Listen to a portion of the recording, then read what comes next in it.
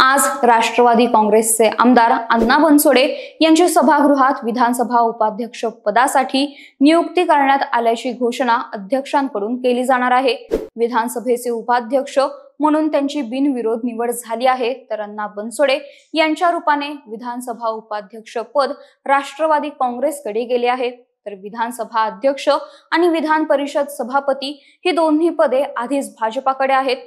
त्यामुळे पुन्हा एकदा महायुतीमध्ये एकनाथ शिंदेंना साइडलाईन केल्याचं बोललं जाते। त्यामुळे विधानसभा उपाध्यक्ष म्हणून नियुक्त होणारे अण्णा बनसोडे कोण आहेत, त्यांची नियुक्ती अजित पवारांनी का केली आणि त्यामुळे एकनाथ शिंदेंना साइडलाईन केल्याचं का बोललं जाते ते जाणून घेऊयात आजच्या या व्हिडिओमधून। नमस्कार, मी श्रेया, तुम्ही पाहताय महाराष्ट्र कट्टा।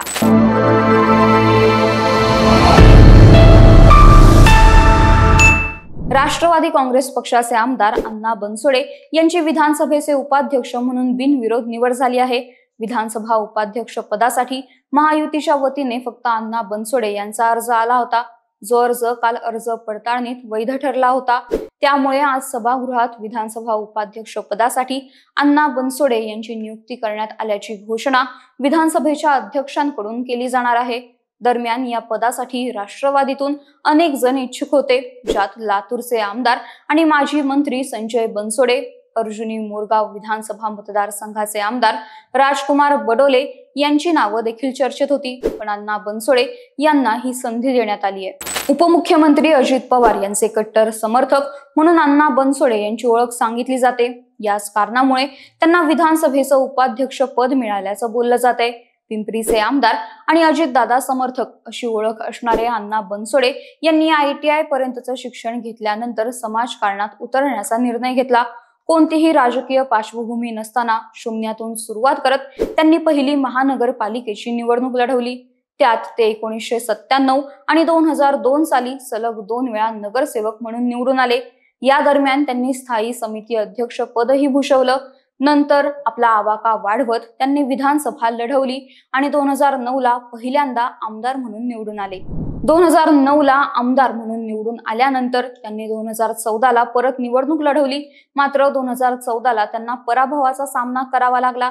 त्यानंतर पुन्हा त्यांनी निवडणूक लढवली आणि यावेळी यश सुद्धा मिळवलं। 2019 आणि 2024 सलग 2 वेळा ते आमदार म्हणून निवडून आले आणि पिंपरीचा गड अभेद्य ठेवला। या सगळ्या काळात कधी अपयश आलं तर कधी यश, पण अण्णा बनसोडेंनी कधीही अजितदादांची साथ सोडली नाही। उलट अजित पवार यांच्या प्रत्येक भूमिकेत त्यांना पाठिंबाच दिला। त्यामुळे एक निष्ठावान आणि अजित पवारांचे कट्टर समर्थक म्हणून त्यांची ओळख निर्माण झाली। अण्णा बनसोडे यांच्या निष्ठेचं फळ म्हणजे हे पद असल्याचं बोललं जात असताना काहींनी त्यांची नाराजी दूर करण्यासाठी आणि आगामी महानगरपालिकेच्या निवडणुका डोळ्यासमोर ठेवून त्यांना हे पद दिल्याचं बोललं जातंय। मंत्रिमंडळ शपथविधी वेळेस मंत्रिपद न मिळाल्यामुळे नाराज होऊन नागपूरचं अधिवेशन सोडून माघारी फिरलेल्या आमदारांमध्ये राष्ट्रवादीच्या छगन भुजबळांसोबतच अण्णा बनसोडे यांचंही नाव होतं। तर बनसोडे यांच्या या नाराजीचा आगामी महानगरपालिका निवडणुकांमध्ये विपरीत परिणाम व्हायला नको म्हणून लातूरचे आमदार आणि माजी मंत्री संजय बनसोडे, अर्जुनी मोरगाव विधानसभा मतदारसंघाचे आमदार राजकुमार बडोले यांना सोडून बनसोडेंना उपाध्यक्ष पद दिलं आहे।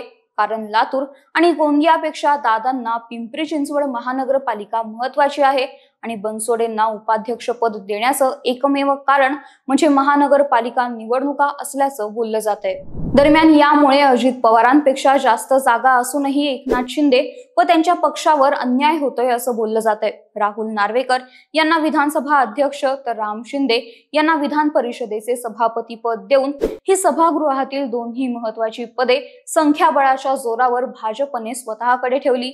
मात्र त्याच संख्याबळाच्या जोरावर अजित पवारांपेक्षा जास्त जागा असूनही एकनाथ शिंदे व त्यांच्या पक्षावर अन्याय होतोय असं बोललं जातंय। कारण विधान परिषदेचं उपसभापती पद जरी एकनाथ शिंदेंकडे असलं तरी देखील विरोधक सातत्याने नीलम गोऱ्हेंवर निशाणा साधून आहेत। त्यांच्या विरोधात अविश्वास प्रस्ताव देखील विरोधकांनी आणला होता। त्यामुळे हेही पद एकनाथ शिंदेंकडे किती काळ टिकेल याबद्दल काही सांगता येत नाही। तर 13 मे 2026 ला नीलम गोऱ्हे यांचा विधान परिषदेचा कार्यकाळ देखील संपणार आहे। त्यामुळे त्यानंतर हे पद शिंदेंकडेच राहणार, का नाही हे पाहणं देखील महत्त्वाचं असणार आहे.